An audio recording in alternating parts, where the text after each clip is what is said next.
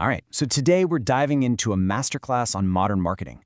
We're going to use this super competitive, high-stakes world of real estate as our case study to really figure out who's winning in today's market, who's falling behind, and most importantly, why.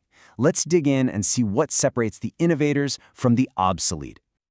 So get this, the speaker at the seminar is on stage and he asks the room who's been in the business the longest.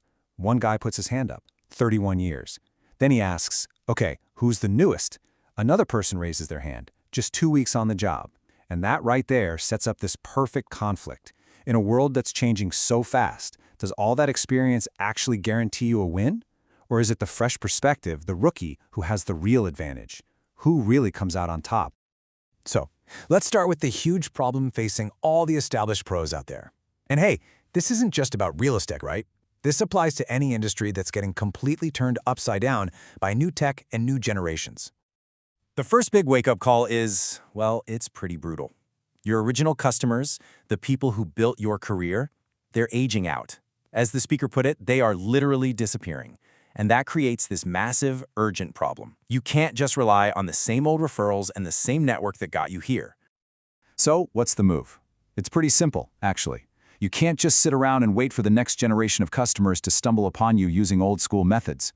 You have to go find them. And where do they live? Come on, we all know. It's online. It's on social media. This isn't just a good idea anymore. It's a flat-out survival tactic. And look, the speaker really didn't pull any punches here. He boiled it all down to a very stark, very simple choice. You either adapt to how things are done now, or your business is going to become a fossil. You conform, or you say deuces to your career. It's really that black and white. Okay, so adapting sounds great, but what does that actually mean? Because a lot of the time, the real issue isn't knowing you need to change. It's realizing that the marketing tools you think are good enough are actually actively killing your brain. See, the problem isn't that you're using photos to sell a house. I mean, of course you are. The problem is the quality of those photos. In today's digital world, that online listing is a direct reflection of how professional you are.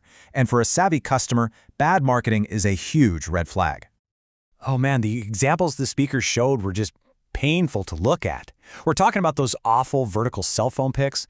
You know the ones, where the room looks all stretched and weird, or rooms that are super dark, the classic shot of the agent's arm in the bathroom mirror, or just straight-up pictures of rooms with mold or a total mess. This isn't just sloppy. It tells the potential client you don't care. And if you don't care about your own marketing, why should they trust you with their biggest investment? All right, so if bad photos and old-school methods are the problem, what's the fix? Well, the data from this seminar points to one super clear answer, and it all comes down to the numbers. First number up, 73%. Let that sink in. Nearly 3 out of every 4 homeowners, they actually prefer to work with an agent who uses video. This isn't some tiny little trend. This is the market, the customers themselves telling you exactly what they want. Okay, so if that last number was about what people want, this next one is about what actually works. 403%. Just wow. Listings that have a video get over 4 times more inquiries. That's not just a little bump, that's a total game changer. It's proof that this isn't about looking cool, it's about getting real, massive results. So the bottom line here is simple. In today's market, video isn't just a nice to have, it's not just an option. It is the single most powerful tool you have for grabbing an audience's attention, building trust, and actually getting them to reach out. It's a necessity. But hold on, it's not just about whipping out your phone and hitting record. The real magic, the secret sauce, happens when you stop selling a product and you start selling something way, way bigger. And the speaker gave this awesome, super simple 5-point framework that honestly anyone can use. You start with a hook that grabs them in 3 seconds. And he had one golden rule. You never, and I mean never, start your video with, "Welcome to 123 Main Street." It's an instant turn-off. From there, you show the main area, you spotlight one unique feature, and then, this is the most important part, you paint a vision for them. And you always end with a clear call to action. Tell them what to do next. This was probably my favorite quote from the entire talk. To really sell something, you have to describe the feeling, the experience, the lifestyle so vividly that even someone who can't see the space can picture themselves living there. It's not about the 4 walls, it's about the life that happens inside them. It's about making that invisible feeling totally tangible.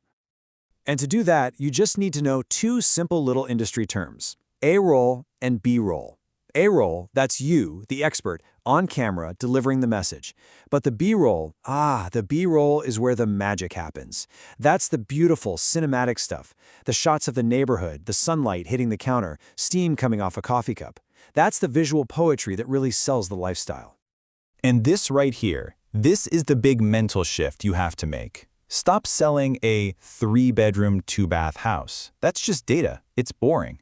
Instead, you're selling a hidden gem, or an entertainer's dream, or a private retreat to escape the chaos. You're selling the solution to what your buyer is dreaming of, not just a building. Okay, let's pull back for a second for the final takeaway. Because, yeah, we've been talking about real estate this whole time, but these ideas, they're totally universal. They apply to anyone in any industry who's trying to connect with an audience today. So here they are, the big principles, no matter what you do. First, you have to know where your people are online, and go there. Second, give them something valuable before you ever ask for the sale. Third, stop listing facts and start telling a story they can see themselves in. Fourth, remember every single thing you post is a direct reflection of your brand's quality. And finally, figure out what makes you different, your unique angle, and just own it. So that really just leaves us with one last big question for you. This whole digital shift isn't just a real estate thing, it's an everything thing. So you got to take a hard look at your own work, your own industry. Are you clinging to the past, or are you building for the future? Are you adapting, or are you on your way to disappearing?